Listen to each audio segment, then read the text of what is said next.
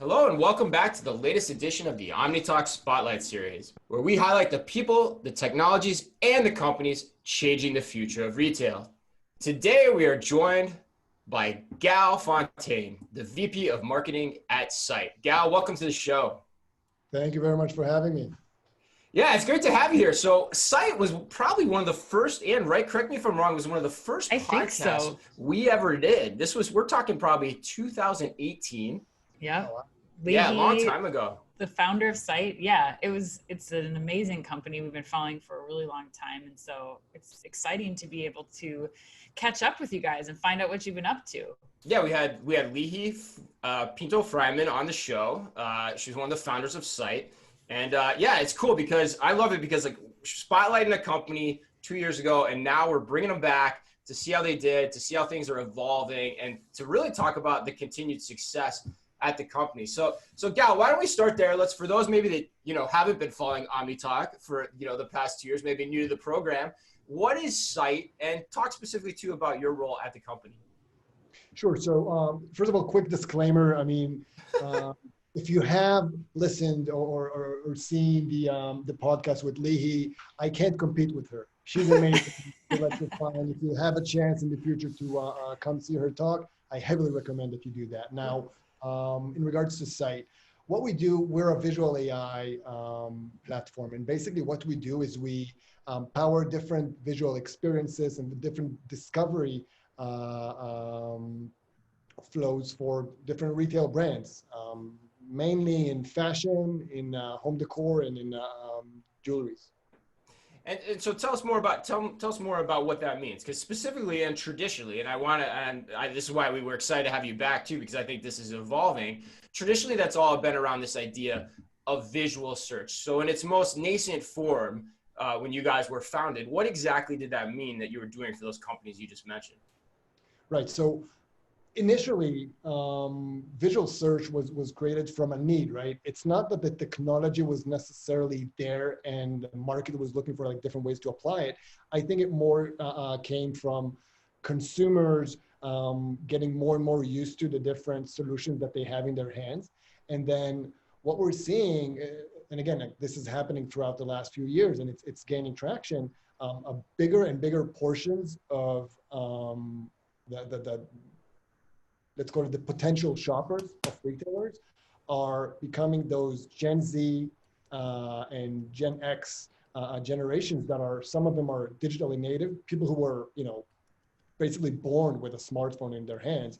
And then we have a bit older generations that haven't necessarily, had this technology since day one, but have adopted really quickly. And by now we're already like, they have this like 10 years experience with these types of tech. And what happened is that it kind of shapes our expectations, shapes our habit. And in exchange, we also impact the way and the directions that technology is evolving. So what Syte was meant to do initially was to solve this problem of people get inspired many times by visuals, by pictures, by seeing something that they want, that they thought could look really cool in their room, or maybe they would want to wear that like for the next big party or whatever. And with just like generic search tools, we can't really translate that image, that inspiration into actually finding that exact item. And so where Lihi and Ofer started at the time was trying to solve that specific pain point of how can I find that red dress that I'm looking for in a certain store. I can't just write red dress on Google. And so they started developing the visual AI engine with the lead scientist from the CERN and with Lihi's brother. And 2 years later, the first visual AI engine by Syte was born. Yeah, what I love about how you describe that too is that there's a limitation in words, essentially, is how I capture that, right? That it almost like when you talk, you can only say you love someone in so many ways. And what does that actually really mean? When you say it's the same thing with a red dress. If you type red dress into a search bar, it can mean so many different things to so many different people because there are so many attributes within that product that mean something to different people, where the word is different to different people. And so you need some other way of communicating to that, that aspect of things, just like you need different ways to communicate, how you love a person, so to speak. And Exactly. I find that fascinating. And I think the key there too is like, it started, so visual search, right? It started as like, hey, the ones you saw, everything you saw like 3 or 4 years ago is like, let's take a picture with your mobile phone and then, we'll help you find it in the search. But probably the more important words that you said were, it's actually a visual AI engine. Talk about what the difference is, if you can, for the audience, because I think it's important from an educational standpoint. Visual search versus visual AI engine and all it enables you to do, because it's far more expansive than just that consumer facing use case that is so kind of quote unquote dominant in the marketplace. Exactly. So I think that the key was in the how we solve the problem. And instead of just saying, all right, we'll develop some tool that allows you to upload a picture and then look for that picture, what we do is basically we train our engine to identify, basically break down every picture into thousands of different pixels. And then according to that, it pretty much assembles a unique identifier for each item. What you get from that is a set of tags and attributes and categories that you can keep on building, as you go, as you said, like into different countries, different verticals. And as you teach your engine to label different things, different materials, different types of apparel items or jewelries or home decor, you are able to then identify very, very accurately pretty much every item. So it's not just that we're using that to identify the red dress that you were looking for. We're also able to say, oh, this dress is actually with these types of straps and it's made from these types of materials and the silhouette is like this and like that. And oh, the cleavage is in this specific shape. And oh, you were looking for this. And actually we can find 50 other items that are really similar to this. Maybe you would want to look at these styles otherwise. And then you can even connect it to like a backend personalization engine and say, oh, you know what? Usually when people buy this dress, it's for a casual event. So maybe I can offer you like a casual hat to go with it. Or this dress and this material looks really good with these shoes specifically. So maybe you can shop these two together. And you can really leverage this added data to a lot of different use cases that eventually enable better search, better discovery, easier experiences for consumers. And that's across many angles of the retail operation too. So with a lot of retailers listening to this and potentially having the ability to invest in visual search, let's lay out some of those, because there's the traditional case of like, okay, I'm walking down the street, I see it on my mobile phone, I take a picture of it, I put it in whatever search bar and boom, it shows up, and that's how it works, right? Or I do it in my Google browser too, like same thing. But like what you're talking about is really subtle. So like you mentioned one there. It's a better search. Visual AI is a better search experience, or enables it. Tell us what you mean. So like now I'm on the website and I go and I type in, let's just make this up. Let's say it's a settee piece of furniture, like I want a blue settee for my house, or a blue couch for my house. Why is that now a better search experience because of visual AI?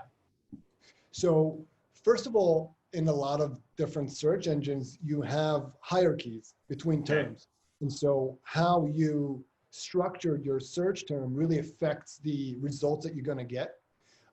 With visual AI, what you can do when you really build a very kind of sophisticated network between different items, between different categories and attributes, you're able to understand the connection and show a lot of very relevant results. Now, on top of that, like the example you gave is a pretty simple example, but for once, what if I was to search this, like your website, but in a different language? You need to now label that, like the merchandising team, right? They would have to label that couch in like 30 different languages and make sure that it all like hits directly the jargon of this local store. Now, the second thing is for like the accuracy of search. When we have all of these backend added attributes, what it also allows is that it allows the retailer to apply smart rules of how they would want to build a hierarchy of the results. Maybe they would prioritize items that are on sale. Maybe they will prioritize items that go well with a different offering. Maybe they can connect that to a specific personalized preferences that they know about this specific group of this specific segment of users. But I think that the bottom line is that every search tool on the planet is as good as the database that it relies on. And for most retailers, that's a huge challenge. Yeah. It differs between different types of retailers, but think of like, I think the classic example is like the different marketplaces, right? How do you standardize the way that you break down an item and put it into categories? And how do you do that when you have so many users, for example, uploading their own pictures of items that they want to sell? Or you have, you're selling shoes from this one brand, but you have so many different stores putting in those shoes, each one of them talking about it slightly differently. How do you know that it's actually the same item, the same brand? How do you make sure that you maintain that like consistency in the brand and description? How do you connect the different items and the results that you show? So really it's about giving a better backend to support that search. Well, and that's really important too, because there's two pieces of that are vital. There's first of it, what data goes in, right? And so like we said before, the data, the way it's currently done or has traditionally been done, it's limited by language. It's limited by product attribution and taxonomies and putting in all the information that you need to, which I've never even thought about the complexities where you get into different languages for that as well. Oh, sure. And so the visualization engine can actually be the tool that almost translates all those languages onto your website. But the second piece that I want to bring out more is you actually can know it's right too, right? Like that's an important thing, right? Like so that you can actually triage and understand how accurate the website is versus like now, how is that done? Like it's impossible to, it's not impossible. It's very difficult to manage so much data, but you can talk about correlating then that data back to the visualization and what's in the engine. Right. So just one more point about that the process that it impacts. If you think about the tagging teams or like the merchandising team, this saves huge costs, but also it kind of eliminates a lot of human errors. So once you automate that, you can really run you can run very fast with that, and you can really scale your operation.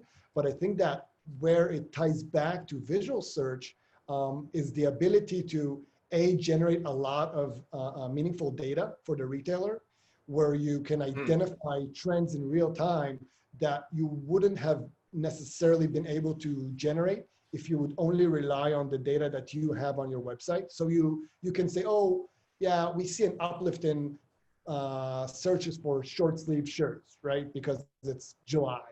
But when you have all of these added visual tags, then you know, oh, it's actually more around these types of V-necks, and it's more with these types of fabrics. And now we see that actually this palette of colors is actually going really well this past week, specifically in Minneapolis, for example. And then you can, bring back that data to the retailer in real time, and they can act upon it very fast. And you can really uplift your personalization game, on your website, because you're able to connect a lot of different products that you wouldn't have necessarily present as like the next item or similar item or frequently bought together, because if someone is now looking at this specific item, his actual current intent, regardless of the age group that he's in or the gender or where he's logging in from, this specific item actually shows strong intent to a different item that looks a bit like that. And then you can pull an added layer of personalization that isn't only replicating past journeys, but it's also, leveraging current intent. Yeah, you're smarter about the trends. That makes sense. Yeah, it gets you more informed about the trends. And what were you going to ask? And I think there's something really important to just like pause and call out here too. And I think this gets back to Gal, what you were saying about just the overall experience. Like, number one, I want to call out that like what was visual search 2 years ago when you guys, really started coming into market, is so drastically different now. One, because it calls to mind all of the operational efficiencies that you're providing and how this makes it better from the retailer's back end. But then now what that's able to translate to for the customer experience. So now it's turned into a site visual experience where, and even especially now as we have COVID, where people are searching, they're not out on the streets taking photos of people's shirts that they're seeing or a lipstick that they're wearing because we're mask covered. But I want you to talk a little bit more too about what this unlocks then for the whole brand experience that brands are now able to offer their customers, and what your recommendations would be if I'm a retailer or brand thinking about this, because it's not just about the cool, like flashy tech of visual search anymore. Yeah, for sure. And I just want to say, I mean, for Syte, the way that we measure ourselves is obviously not by how many flashy features we can get out there and how many products with cool names we can sell, but it's about the experience. If we can really create better experiences that are delightful, seamless, easy to use for people, that's the test. And where we see the value, if I put aside like better conversion rates, higher revenue, bigger basket sizes, that's cool. But I think that for the brands, if they can really deliver better experiences, that's where they get the strategic value of like brand loyalty, returning customers, devoted fans. And that's where we see that value kind of like amplifies. Now, in terms of my recommendations, I think that, we touched earlier about this evolution, and people's expectations evolve. There are new standards created all the time, right? People are experiencing like better apps and like faster websites and everything. And I think that it comes down to three things pretty much. And so the first one would be to enable like smooth, intuitive experiences. People don't want to work too hard, and they won't. So if they encounter such an experience, such a flow that isn't intuitive, that makes them work too hard, they're either gonna bounce, which is almost not the worst outcome, but another thing that can happen is that they can, criticize you and do that publicly, like, with every social media account that they have on their name. So I'd say like enabling like smooth, intuitive experiences, that's huge. I think that people enjoy the search. They enjoy searching for that specific item. Right. But brands need to empower them to be able to actually find. People enjoy finding, right? If we think about the journey that we have, that we go through, we really have like two high points. That's how I think about it, at least. Like, it's finding that item that I was looking for. Wow, this is the one that I wanted. And then the second point is when I actually get it in the mail.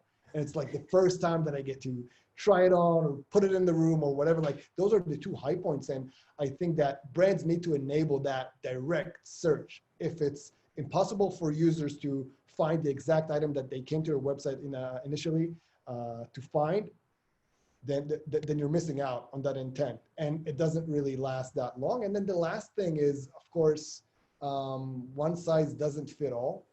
So I would invest in having a few different solutions, different tools that, or let's talk about it like different funnels that allow different customers to shop and discover. Some people are coming into your website and they want something made out of a specific material. Other people want something that looks a certain way. And so people have different ways of thinking about what they want, what they need, what they're searching for. And brands need to cater to all of these different personas. Well, and let's segue there too, because I want to talk about this, because not only do they have different, like, not only do consumers have different ways of shopping, as you said, or different funnels, so do the brands. So we've talked a lot about kind of the e-commerce experience thus far, but we're Omni Talk too. So it's all about omni-channel retailing. And I think this is especially important with COVID as you're starting to see things like text-based commerce platforms start to emerge to facilitate those conversations. I imagine there has to be ties there. And even the actual in-store experience in COVID or even pre or post-COVID, there must be some applicability here too, to then be able to create those intuitive experiences for customers, as you said, step number one, within all this. So how does this fundamentally then also, how do we think about it changing kind of the physical experience outside of an e-commerce browser or on other platforms? I think that's a really good question. And you'd be surprised, but like one of the main use cases that we're hearing from our clients lately is they're saying, we have people coming into the store with their phone and they're just showing us a picture and saying, I'm looking for this. What can I do with that? So I think that people are already like ready for that, and they expect, I mean, you guys know better than I do, they expect their entire experience to be smooth. They don't really differentiate between what they experience in the brick and mortar store into what they experience on the website. It's all the brand, and that's the experience. What we're seeing and what we're building with some of our partners is, you know, smart mirrors, for example, that let people come to the store and like stand in front of a screen that immediately analyzes like what they're wearing, and it can suggest, you know, oh, maybe you should try this one with it or that one, or it can give you an idea of like which sizes are available or like how many are in the inventory and like different colors that are there, and it can do a lot with that. You can apply that, you know, for smart TVs as well. You can do that with like very smart, you know, like electric signs on the street. You still have traffic on the streets, even though some of the brick and mortar stores are closed. You can use that to show different items like of your catalog, and people can immediately browse, look into that, and also kind of, you know, try on different things and look in the inventory without even going into a store. But again, people don't care if it's in the physical store or on the website. It's about the engagement with the brand. Yeah, absolutely. I never thought about that until this podcast too. Like basically the convergence of conversational AI with kind of a visual AI engine running in the background too, and how that can facilitate those conversations both in store via text messaging, whatever it is, especially right now during COVID. That's probably a pretty smart place to invest. I've never thought about that as concretely until you just talked about that. So that's really fascinating. And even just think about just leveraging the data that you get from in-store engagement or like online engagement back to the brick and mortar store. You really can provide customers like a real personalized experience, like super sticky. Yeah. Yeah, especially on like a text platform, like where you can go back and forth. But all right, I can walk out on that all day probably. But well, so what's on the horizon? So what are you guys looking at here? I mean, the whole world's kind of been thrown a curveball here in the first few months, but of 2020. But what's on the docket for the back half of 2020 for you guys? How are you thinking about it, and how are you guys thinking about approaching the next year, 2021 too? So generally speaking, we're doubling down on like creating like just better natural experiences, whether it'll be by visuals, by text, by speech, and we're really creating different solutions to empower that, so that different consumers can search, shop, discover in whichever way they want to or they prefer to. We have a big release of textual search, like super sophisticated product that went live already with a few customers and is launching officially in a few weeks. I'm gonna bite my tongue on this one. What is that? What is textual search, before you go on, just so everyone knows? It's, I think maybe a better way to call it is augmented search. And it's basically very sophisticated text-based search, like what we know today, but with the added layer like we were talking about attributes that we talked about a bit earlier. That creates like a way more sophisticated text search engine, with also capabilities for the retailer to customize like the results and really analyze things in real time. And we believe it's going to be a huge power up for our partners. Well, we've got to get you out of here on this. We can't end this podcast without, of course, doing our signature segment, which is How Millennial Are You? Now, you will not be the first one at your company to have gone through this segment, so there is a lot of pressure on you. This may be the first, and is this the first time we've done this? Like a return engagement from somebody at the same company? I think so. I think you're gonna kick us off, Gal. So we've done two people at the same time, but never like, a few years later. So this will be fascinating. It'll be good office fodder. All right, Anne, are you ready for this? Yes, Gal, we're gonna play How Millennial Are You?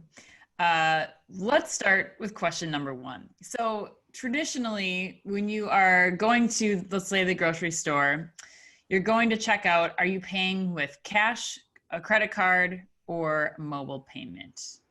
Credit card. Credit card, really? Still? Yeah. Yep. Really? Is it now? I know now we should have said this too. So you're in Tel Aviv, right? Right. So how is that out? Like, is Apple Pay pretty prevalent out there? Electronic payments? Right. Not yet. Okay. And so is that what's holding you back, or is it more you're just like an old, kind of crusty, I like to use a credit card kind of guy? Have trust issues with the bank. So I don't know how fast I'll be to adopt this new tech, but I'm not against it. I'll get with the program probably within a year or two. Okay. All right. So right now your trust outweighs like touching and contacting like payment terminals. That's good to know. Okay. It pegs you into a good spot. All right. Well, Chris and I have been to Tel Aviv, so I think that you'll do well on this next one. You might be able to redeem yourself. How many times in the last week have you ordered food or drinks from an app? Well, it's Tuesday, so pretty much every day. Every day. What's in the rotation? Yeah. What are you ordering? I'd say I kind of go between Indian food to burgers. That's like my range. And then sometimes I'll throw in the occasion of hummus just for good measures. That's awesome. Nice. So every day within the last week. That might have saved you. Yeah. I gotta ask, because I'm a huge Indian fan too. What's the staple go-to order? Are we talking? Are we going curry? Are we spicing it up with a little vindaloo? What do we got going on here? Chicken masala. Masala. All right. Okay. All right. Very nice. Okay. That makes sense. That's probably a pretty popular dish, I would assume. Yeah. All right, Gal, last question. If you could only use one social platform, which one would you choose and why? Twitter. Whoa. Oh. Okay. Tell us more.